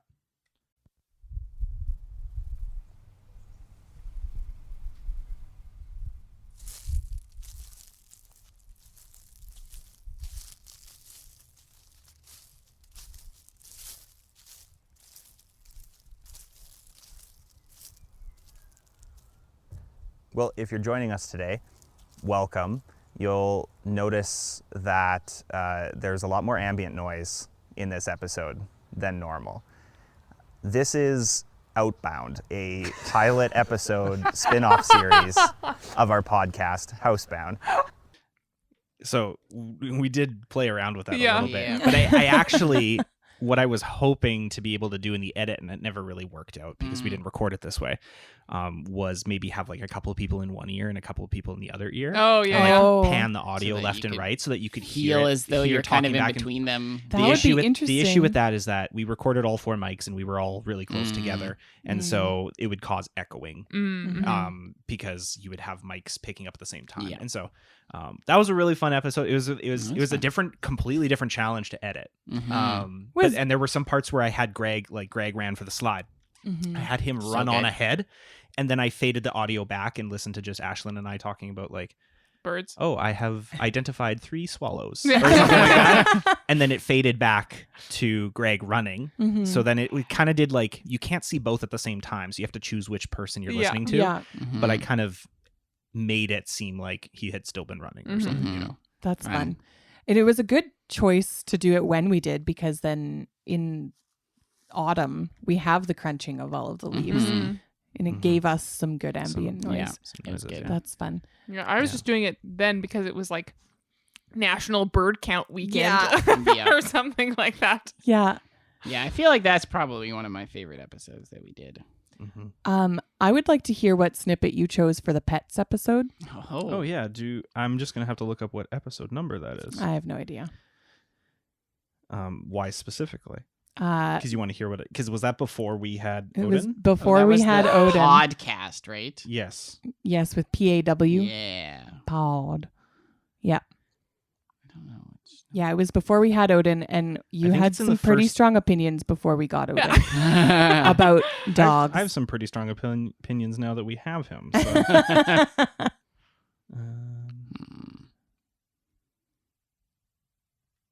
Do you have a Well, number? this is very interesting. Well, I'm scrolling trying to through the find list through right it. now. I feel like it's in the second season then. I just looked through the first season, so you're probably right. Who will find it first? Aliens, Sword drill. Evolution, Guilty Pleasure. Episode Outbound. 16. 16. Okay, so What? this will be Look one at of those you go so ones fast. where we try to figure out if I Oh, you're right. put the right episode number down. He is the worst breed ever. He's a cockapoo, which is just a combination of bad. But Cocker Spaniel too and bad. Poodle. And super, super cuddly and friendly and energetic and fun, and likes to ride in my parents' BMW wearing sunglasses because he's like that. Privileged. That's too good. They've also since picked up a cat that my dad found on the side of the road and has a soft spot for. So now we have a dog and a cat in my parents' house.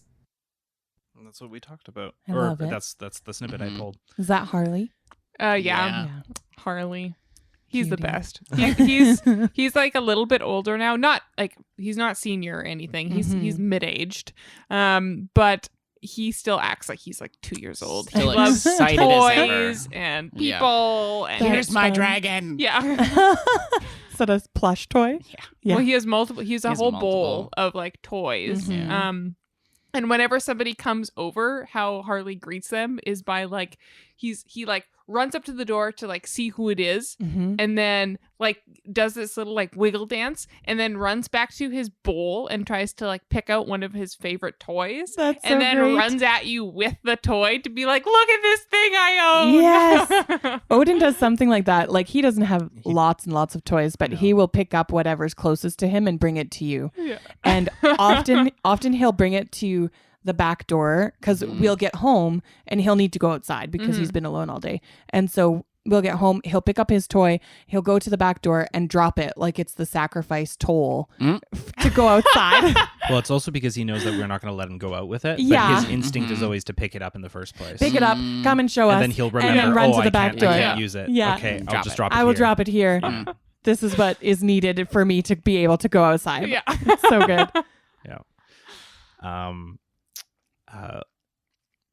A story finale that I really appreciated was the ending. This is an audiobook technically because it's the Adventure Zone podcast. Oh, yes. And I really enjoyed the ending to that. It goes exactly with what you were saying earlier, Holly, is that it like the last 3 episodes are just an epilogue essentially. But it was the first story I had read of its style or listened to. First story I had consumed. And yeah, well, it left me very satisfied. It was a very satisfying story, I think. And it was very fun, and it took some like unique turns, and there were some things that the writers of the story were talking about. Yeah, I think I finally realized about a third of the way in that I was going to start doing this with it, or I thought I was going to do this with it, and you could kind of tell from what they were talking about like where the story started to branch into a more cohesive narrative, whereas at first it was mostly just like a fun thing, but it was very good to have those epilogues because the main portion of the story was over, but you did have to wrap up these characters because they weren't going to revisit them. And so I think that was my second question was very similar to my first. It was, are there things you require from the author? Like we first talked about what makes it satisfying, and some of that is the same answer. But it's like, is there anything you require from the author? And for me, I feel like the requirement that I have is, well, if you're not going to revisit them, then you have to leave us with closure on the world or On the their on lives. the characters. So I guess that's also part of what makes it a satisfying ending. But it isn't even that I require a certain fate for everybody. I don't require everybody to be killed off, and I don't require everybody to live happily ever after. I just require to know what just happened to to them. kind of like Yeah. know again, like maybe the end of Harry Potter, like let's time jump 10 years and see what goes on. Even that is kind of like, well, what happens after that though? But you know, like because it's not even focusing But it's really more on of- the adults, it's yeah. focusing on the kids at that point. So But it's the end of like the plot arc and the end of the character arc, right? That like, Yeah. that's I what's just satisfying. I just want to Yeah. know what happens with them in the future, and so that's where some and I'm going to use this as an example because it exists as a book series, but I don't know how it correlates to the movies. How to Train Your Dragon ended its franchise in the movies, where you have this huge time jump, and you do get a glimpse of where the characters are in the future. Oh, that series makes me But it cry. still it just makes me want to watch a good. series It's so about good. those adults with their kids, Mm-hmm. or at least another movie or something like that. So Yeah. I also that's my requirement. wonder if, because some of these series I've read or watched or whatever as I grew up, I'm interested in seeing what happens with them when they are at my age. Okay, yeah, Like, yeah, like I more mature wonder- character. yeah, I wonder if she started up Harry Potter again. I don't think I would be as interested in reading about Harry, like all of their kids, like Harry and who did Harry marry? Ginny. Ginny. Yeah. Harry and Ginny's kids and Ron and Hermione's kids at school. Like, I don't think I would want it to be centered around Hogwarts anymore. I would want it to be centered around Their career. their and- careers yeah. and what they're doing, because Mhm, that's more where I'm at in my life now. Whereas when I was reading through them as a kid, I was going to school. I was, doing the things that the kids were doing at Hogwarts. Well, that's why Do when you like when the books An grew up, Office spinoff where it's like Harry Potter, but it's like kind of flavored as The Office. Oh, so like mundane I don't day-to-day know. work. I don't know. Ministry of Magic. Yeah. Yeah. Yeah, Ministry of Magic. Hey, that'd maybe be cool. it could be good.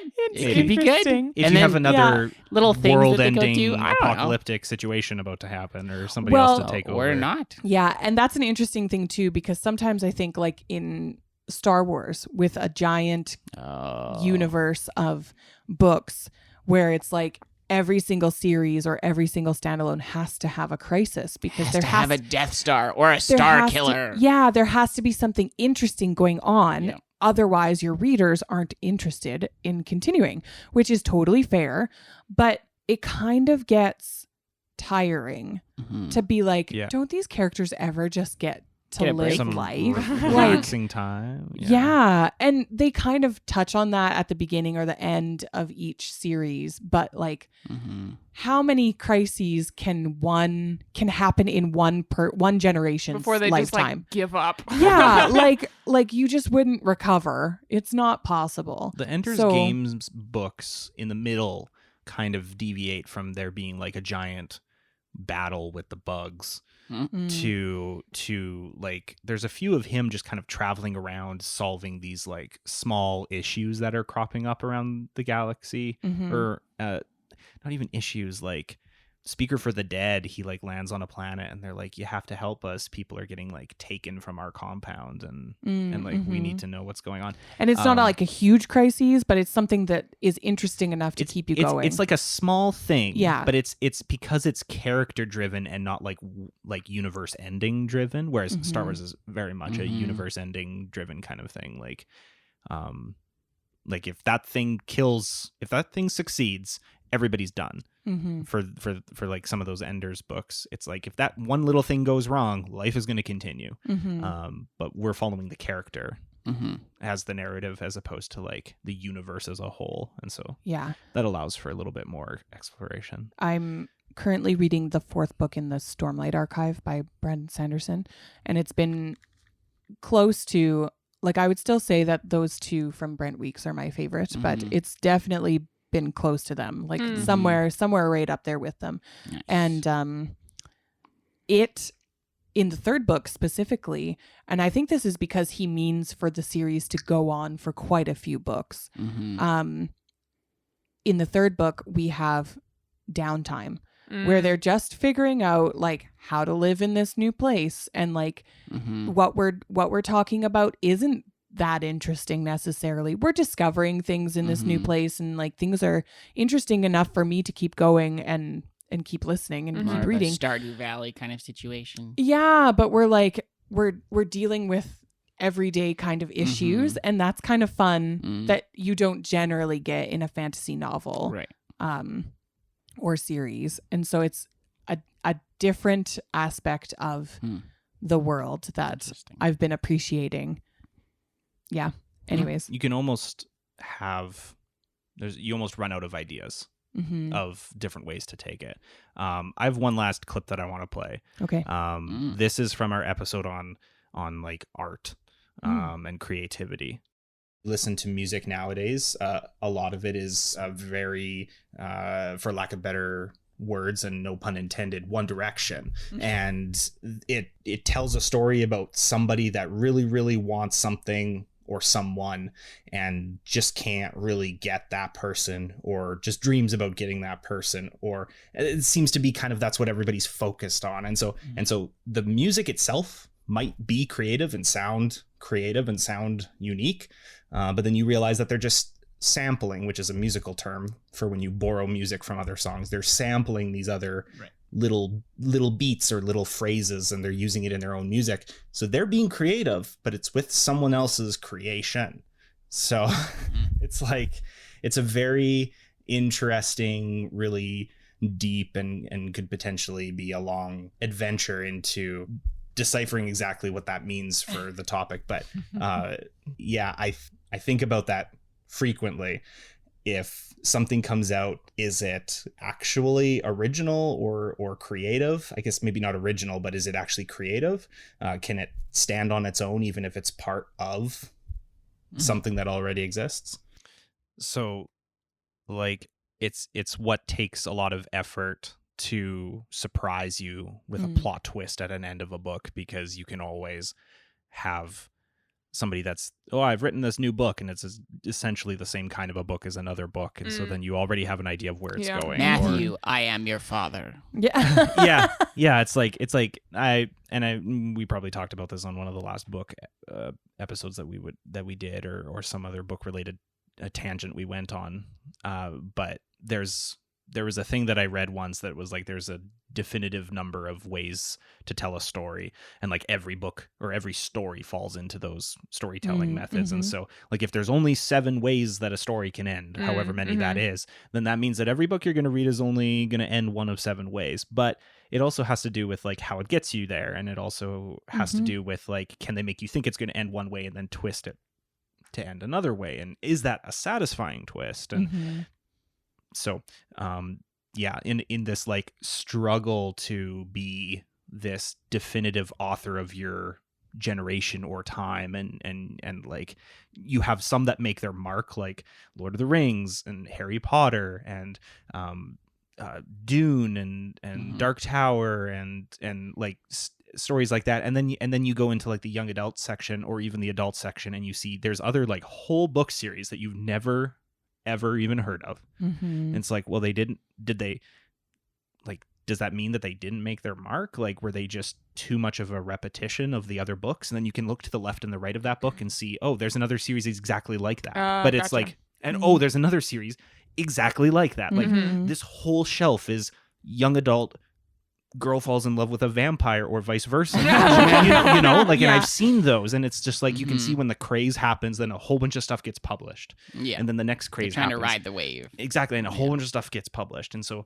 we get lost in. I mean, it works for them because the people who are reading it and love it are like, I want another book just like that. Yeah. Yep. And so then they read them, and that's great. Yeah. And so I guess just because we don't see them, just because it's not like a widely talked about book, doesn't mean it's not successful in its own regard. Like, I've never even published a book, so that's pretty successful, you know, comparatively. But yeah, very interesting. I think the thing that strikes me the most about book series or a TV series or a movie series is that or a podcast series is that it's hard to put a series, or it's hard to bring a series to a close. It's not just like hard because it's like difficult to do. Like, it might be difficult to do. It might be difficult to wrap it up. But then we look at like, how do you wrap it up? Do you take an entire book to wrap it up? Do you split that last book into 2 books because you just had so much in there that you couldn't fit in? Yeah. Do you do like 3 farewell podcast episodes where each episode is hosted by one of the 3 people, you know, like, or whatever? Yeah. We like, does the dog get his own episode? You know, like, Do you bang on the Christmas episode, really wrapping things up? yeah. Pun intended. Yeah. The dog me a just came second down for that for his highlight. That being said, you never did get to talk to Odin.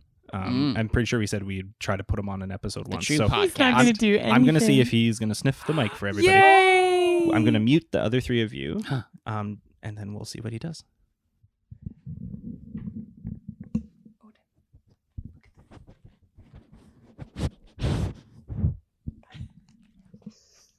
He's wagging his tail furiously right now.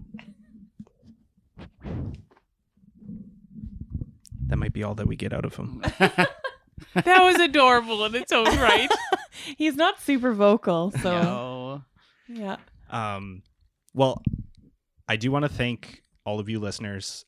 Don't stop listening, because there is one more episode to come out. And like I said, we may do one-off episodes in the future, but this is the end of, like, officially what, I don't know what we set out to do, what I set out to try to have fun with. And yeah, I think we wanted to make a podcast.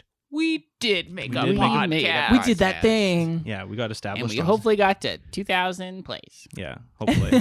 Hopefully, if you're listening to this 2 months after its release, you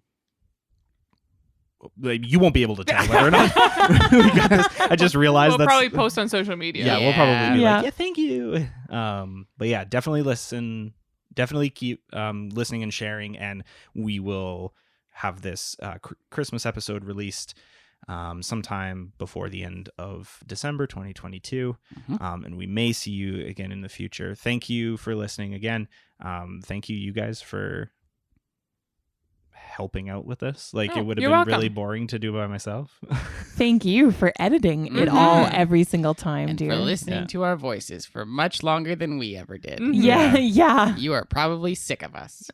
It's like the editing part is tiring, but I don't mind like actually recording. The recording part is fun. And if we could just record and like send it and I didn't have to edit anything, but the particular parts about me want to edit it. You know, like it has to have the exit music. It has to have the intro music. So you can always, I have a hard time with this. When I stop a project, I don't want to erase all evidence of it from the internet. And so because Gmail is relatively free, at least in 2022, it's relatively free. I'm going to keep the email open. We're going to keep the social medias open, and we're going to maybe post occasionally. So as long as all of that stuff is still visible, you can continue to find us on Facebook. You can continue to find us on Instagram and Twitter. We haven't So long as Twitter still exists. Well, we haven't spent the $8 to going. be verified yet. Going somewhere. Our email is thehouseboundpodcast@gmail.com. You can drop us a line. You can comment on our posts online. You can continue to share. And as long as the Anchor app still functions the way that it currently does, you can leave us voice messages telling us, maybe just tell us what you thought of the series. If you, I think joined like, us our Spotify Wrapped told us that a whole bunch of people started listening this season. Oh, wow. Welcome. So yeah, thanks for joining. Goodbye. Yeah. Not to leave you hanging, Yep. but like, yeah, a bunch of you started listening, like 38% more followers this season or something like that. Yeah, I think like if you've appreciated listening to any number of podcasts, like just send us a line. Let us know what your favorite podcast episode that you listened to was. And yeah, I think that would be helpful for us to know. And then It's just feel fun. appreciated. It's just fun to know. Yeah, it's fun to be appreciated. No, we don't require anything specific of you other than to enjoy your time listening to these podcasts. So, I think that about wraps it up. So this has been Finales Part 3. This has been the finale of the More Better the season. trilogy. Do you feel like it was more better? Do you feel I feel like it was more better. This Yeah. was a Yeah. more better season. I feel was like good. it was We got some less good, stressful, solid episodes. Yep. Yeah. Mm-hmm. And And we didn't have to do any like 3-parters. Yeah. no. No. Yeah, it's just nicer. It's just nicer to like edit it as a single part.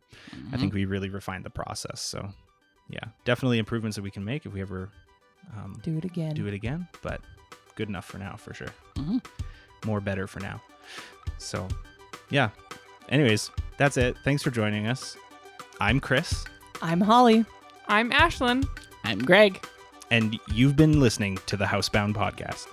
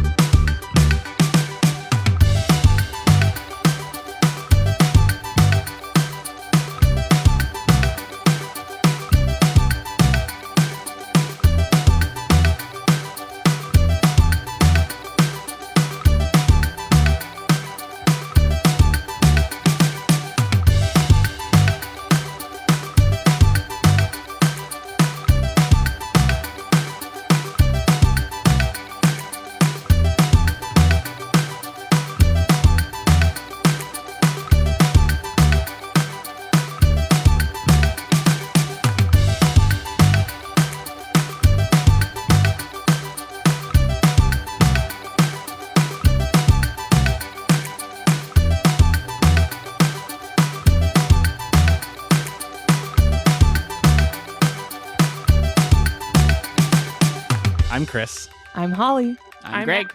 Oh, dang. What? You've been doing it so well Okay, for okay, try again. 3 years. Hello.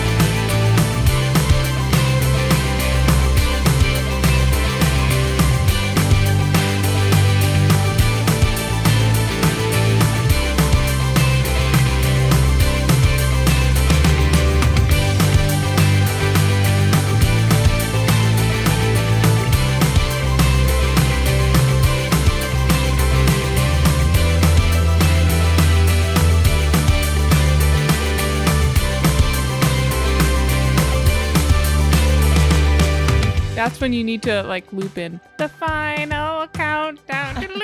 I'll probably have the music. Yeah.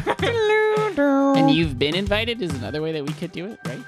They're still Yeah, I was thinking about that, but I don't want to make it sound like we're rescinding the invitation. Nah, I That's think true. it's good. That's true. That's good. That's good. I I like it. like it. Yeah. That's good. Satisfying. That's it. Bye forever. That's a wrap. And scene.